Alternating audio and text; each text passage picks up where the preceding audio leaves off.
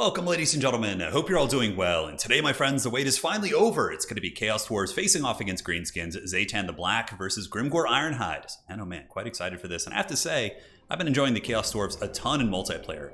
They have very diverse playstyles. For example, if you want to play the Chaos Dwarfs as like a horde faction, very similar to like spamming Clan Rats and Skaven Slaves, and just have a huge 20 stack with a couple elite components supporting it, it works pretty well. You can go with Orc Laborers as well as Hobgoblins mixed in with the Goblin Laborers, and then you throw in like a couple Chaos Dwarf Infantry, which are a little bit expensive, but they do have a nice synergy. So let's go ahead and show you guys real quick. So we do have the Contempt ability. So any unit that has Contempt is going to be buffing Laborer type units. So if you look at the Orc Laborers back here, they get +8 leadership if they're within authority figure, essentially, like these Chaos Dwarf Warriors. And the same thing goes for the Hobgoblins. On top of that, if you want to play Chaos Dwarves in a very similar way to the standard Dwarves, you totally can. You can have just Chaos Dwarf Infantry backed up by the Blunderbusses, some artillery, maybe a little bit of mobile support to complement that weakness, and that totally works. You can go Monster Mash, which is quite strong for sure. I would say the Monster Mash is going to be much more viable in land battle and domination. Obviously spamming SCMs can be a little bit tricky for holding multiple points, but still could work. And how that works is you basically get the Fireborn type units who have the Hellforged trait, so you can see Hellforged here, and you can see Hellforged here as well. What that means is those bad boys are going to be healable with the Demon Smith Sorcerer. So the Demon Smith can use his Reforge ability. It's basically the same as what you see from the Tomb Kings and the Necrotect. And it's pretty awesome. You can get some really good sustainability. So as far as the army goes, in the front line, we have the Immortals, the elite of the DAAI Czar. And these guys are basically the same as the opponents they're going to be facing, the Crimson Killas, which is quite exciting. They have a higher model count, slightly better stats than the Crimson Killas and more armor, but the Crimson Killas do splash damage. So I don't actually know who would win in a straight up fight between them, but these guys are awesome. They basically have a vigor buff, so as long as they're healthy, their vigor just stays strong. So they're really good at just grinding over the course of a long fight, and they do of course have fire resist. On top of that, we have Zhatan the Black. I think as far as the Chaos Dwarf Lords go, I think he's probably the second strongest, with Drazhoath being the worst. And of course, Captain Robolegs is probably, I would say, the #1 pick in multiplayer, but Zhatan is really, really good. Number one, he has one of the best mechanics in the game, which is a snare. He has good mount options with the Veil Taurus and the Lamasu, depending on what you're looking for. But Sadistic Snare, though it's really, really short range, when he's on the Veil Taurus flying around, you can snare things down. It lowers their melee defense. You can use it as just a combat debuff if you want. But I actually think the place where he's really going to shine is going to be in builds with a lot of shooting, where you fly overhead, you snare something down, you shoot it to pieces, that kind of thing, right? Or defending your backfield against diving. On top of that, he does have a Boris Todbringer-esque ability, the Boundless Cruelty. I think this is great. So if there's a lot of enemies nearby, he gets the maximum -8 in conjunction with being a terror-causing monster. He can fly in and just break formations. I really like him as a Lord, and I think he's great. We do have the Demon Smith Sorcerer. So let's take a look at this bad boy. He's going to be on the Lamasu. So I made sure to bring different monsters to show you guys. The advantage of the Lamasu versus the Veil Taurus is that the Lamasu has just better stats in terms of defense. It's got 48 melee defense, which is really high. The base one, I think if you bring it by itself, has 50+, which is crazy good. And it has a couple bounce spells as the Withering and Enfeebling Foe, which is really nice to just kind of have on a unit like that. So here's Reforge. You can use it twice. We do have the Dark Subjugation, which is a leadership debuff. Very, very good against Greenskins. And we do also have Burning Wrath, which is supposed to be good against multiple models, but it's actually better at sniping characters. It's very, very strange, but it does the trick. And yeah, it's pretty much what this guy does. He does have the Sorceress Miasma, which is pretty cool. It gets rid of magic damage, so in 2v2 that could be pertinent if you're kind of working with demons and units that are rocking physical resist, for example. He can synergize by backing them up, and there's just so much crazy stuff. And the lore passive, of course, is like a temporary AoE damage. So yeah, he's here to party. He's good to go. We got Orc Laborers on either side. They're going to be just the meat shields. These guys have armor piercing, and aside from that, they just usually get massacred. They have 0 armor and 12 melee defense. Kadai Fireborn are pretty awesome units, and we're going to go ahead and pause while we go over these guys real quick. Anti-infantry, armor piercing, very similar to Croxagors or any sort of an Ogre Bull type unit, but these guys are, I would say, exceptionally good because they're not 100% unbreakable. They still get banished, but they have the Burning Bright ability, so when their hit points are above 100%, they can't get tanked in leadership. And they do have damage reflection and physical resist that increments the longer they're in melee. The same thing with the Veil Taurus. So Zhatan the Black, his mount, he gets increasing physical resist the longer he's in combat. Pretty rad. In the back, we got Hobgoblin Sneaky Gits. These guys are great. I think they're going to be a domination staple. Anti-infantry, not armor piercing. Poison, they also have precursor ammo, which can throw, and they get a bonus, I believe, if their hit points are greater than 50%. Yeah, it looks to be the case, so... Yeah, and of course the Destroyer. Oh my god, it's like the coolest thing. How can I knock over that? The Destroyer is basically the Kissel of Elemental Bear. It's, pretty good. It's more of a generalist unit, I suppose. It has really, really high weapon strength. Defensively speaking, low melee defense, about the same amount of HP as the Kislev monster. Fire resist, physical resist as well. It does have the banished ability, so it can start to crumble, but it takes a long time for that to happen. And yeah, it's just fun. It can be healed by the Hellforged ability. Now, for my opponent, the Great Meme Lord, it's going to be Okoye coming in with Orc Boys, Black Orcs. Black Orcs, of course, very good against Chaos Dwarf Infantry, but not so good against the monsters in Fireborn. Grimgor certainly could beat the brakes off Zhatan in a straight-up fight, and also can fight the Destroyer. He's got Trolls and Squigs, which he's going to be flanking me with, and in the backfield, a couple artillery pieces, which would be quite cost-effective for just hammering down good quality Chaos Dwarf Infantry. So the battle is now on, ladies and gentlemen.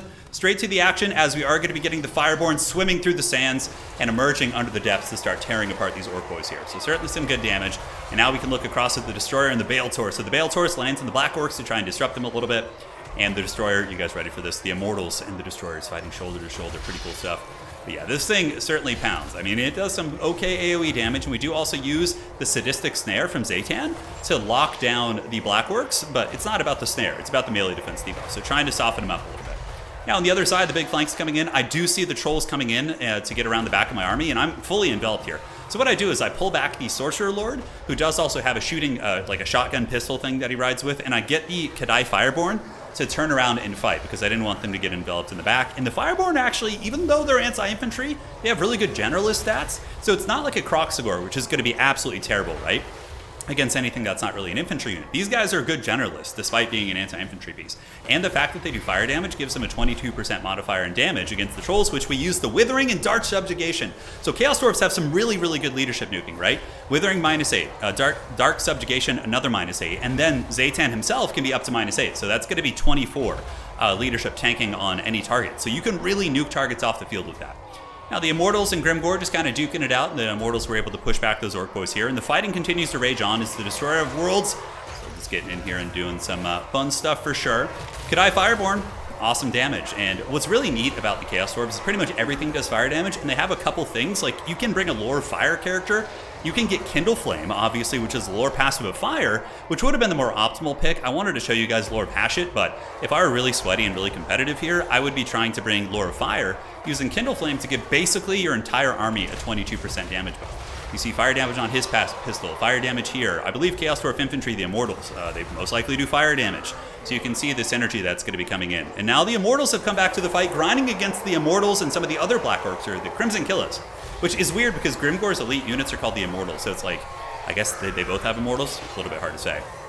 But the Monster Mash continues, ladies and gentlemen. You can see on the backside, my haggard Hobgoblin sneaky gits are on the way in. Looking at the balance of power, we're a little bit ahead of our opponent, and the Dreaded Sorcerer has gotten back up in the sky on his Lamassu and is going to be heading over to try and rout off these Trolls and Squigs that are on their way back in. The Beast descends, and hopefully we'll be able to take down some of the Trolls here. Their leadership is very fickle, and Lamassus are very, very tanky monsters.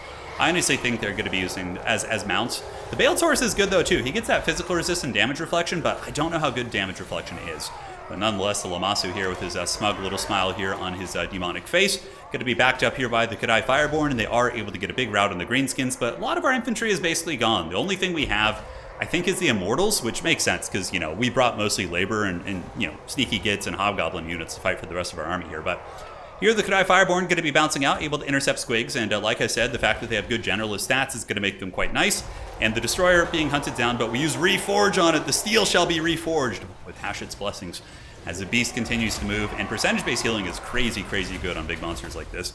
You can see Okoye in the distance actually using his Goblin Rock Lobbers to blast into the Destroyer, which is hilarious. But even still, Trolls paying the ultimate Troll Soul, and Grimgor and his Crimson Killas are going to be moving across. But the forces of Hashet going to be collapsing in as the Kadai Destroyer able to get some nice work in there. And the fire damage, again, quite pertinent against the Trolls. We are going to be using some AoE debuffs here, so we do use the Subjugation ability, which is one of the bound spells, or not bound spells, but spells in the lore of Hashet to debuff the leadership of the Crimson Killas. But again, it's mainly about getting the melee defense down, like I said. So the fight rages on, balance of power slightly favoring the Chaos Dwarves here as the Kadai Destroyer is getting attacked by Grimgor. And Grimgor is actually doing some good work. He's got the Bloodforged armor active, which is, you know, it's a cool thing, but armor isn't going to help him too much against all the armor piercing here. Really, I think he's going to be struggling against all the monsters. And Zhatan, does he do his aura when he's up in the sky is the question. The leadership aura, he probably does. But the Mighty Bull is going to be landing. I love it. It's such a ridiculous looking creature. But we're trying to rout off Grimgor's reinforcements. I don't want him to be able to get a pocket of orcs back with which he can, you know, form his last stand. The Destroyer actually was taking a lot of damage. It took about 2,000 damage from Grimgor, so I snared that bad boy down with this Sadistic Snare, making sure to keep him in place and just basically tar-pitting him with the Immortals, which of course are my elite anti-infantry here. They could actually probably put up a good fight against Grimgor, but they're pretty beat up themselves. So once again, taking a big macro look at the battlefield, we do see the Greenskin artillery in the back shooting, the Goblin Rock Lobbers, hammering into the Kadai Destroyer as your boy Zhatan the Black and the Demon Smiths now just sitting when using his pistol. So pretty nice, kind of like old Luther Harkin. He can sit, he has good armor-piercing shots, and the armor-piercing shot actually imbues fire weakness. So you can stack that with Kindle Flame and just have like minus like 60% fire weakness if you use the Wolf Rider Archer ROR as well that they have, or the Hobgoblin Wolf Rider Archer, which is really rad. So Grimgor is a little bit surrounded here, sending in the Demon Smith to go shut down the artillery in the back. I was trying to get army losses. I didn't want to deal with Grimgor, so I just went over there to try and get as many kills as I can. The Troll's going to be routing, and the Kadai Destroyer doing okay this game. I don't know how much value it got, about 1,600, so it almost paid for itself. It's a 2,000 plus monster, but you know, it's been having to fight the biggest and the baddest here, Grimgor, who's just been an absolute chad this game. We'll of course take a look at the value as we do get into the later stages of the game here. Kadai Fireborn chasing down whatever they can, trying to rout off the Black Orcs. I figured they're really beat up and piling in more units on Grimgor might not help. Grimgor has gotten it down another 1,000 HP since I looked, and Zhatan the Black here going to be coming in with the dreaded Bulls on Parade, baby! Getting that rear charge in there, and hopefully he's going to be able to tank the leadership of Grimgor as he gets fully surrounded. Although the aura of Zhatan is based on the amount of models nearby, so his leadership aura isn't good against single entities. It's better for formation breaking and those type of things. But Grimgor does get hit with the dark subjugation here, and he will be subjugated here by the Chaos Dwarves as the Destroyer and Zhatan. That reminds me of that, what was that character in the 90s, like Zoltar or something? I don't know, some like weird 90s thing. He didn't do a ton of damage, but his nats were good. His leadership, debuff was quite good against a Horde-style army like this. We do see the Demon Smith, only 800 value. They certainly didn't carry the game, but what carried the game were probably the Fireborn. Yeah, 2,000 value here, 1,800. They just trade super well in an infantry-based build. So when you get into like domination mode as well, I think Fireborn, with their high speed and their good killing power, could be like nice against that meta of Chaos players who like to just spam a million infantry units, right? You could see them being played. The Immortals didn't do bad, 1,200, and they lived to the bitter end. The Destroyer, 1,800. Hobgoblins held their own, and a lot of the Greenskin army, you'll notice like it doesn't quite add up to the value of the army, was leadership breaks and whatnot. Grimgor, 1,000 value. Black Orcs, they ran into a hard matchup. If I had gone for a wide build using like a million chaff units, a couple of units, elite, maybe some Bull Centaurs, his Black Orcs could have been problematic. But I would say my build was, and obviously we were both just, playing like kind of fun stuff here. Neither of these builds are terribly competitive. More just wanted to show you guys the cooler things in the roster. But yeah, they performed pretty well. I didn't expect the Fireborn to do that good. It was fun stuff. Grimgor, also a beast. If you were to look at this, approaching this matchup, like I said, it's so tricky because Chaos Dwarfs has such a dense roster and so many varied playstyles. You definitely need some missiles. I would say Rusty Arrows is going to be mandatory because they're good against most of the things they can do.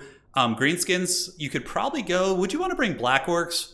I feel like that's not a good idea because Black Orcs are going to get pounded by, Dreadquake mortars, by magma cannons, Death Shriek rockets, Iron Demons, which are like the chariots that the Chaos Dwarves have. I feel like elite infantry is a little bit risky against Chaos Dwarves, but probably like Biggins. Biggins will be good against Bull Centaurs. They'll be good against Fireborn. I would say Biggins would be a staple. Rusty Arrows. Grimgor isn't a terrible choice, actually. Azag could be good. Wurzag with a very wide army. I think Greenskins can actually totally take on Chaos Dwarfs. But again, it's very early. Hopefully you guys enjoyed this one. And ladies and gentlemen, we're going to be posting daily battles, doing streams, showing all the goods. So we'll do a stream as well where we just go over all the units. All right, guys, that's it for today. Hopefully you enjoyed this one. I'm really, really excited to get into like the new season 4 in Total Tavern, baby. It's coming. We're going to have some fun tournaments. I'm so hyped for this. And also on top of what you're seeing here, there has been a multitude of balance changes to Nurgle, nerfs to Slanesh, like good things. So I'm really excited to kind of go through that. And yeah, we'll explore it all together. Take care, my friends. See you on the other side.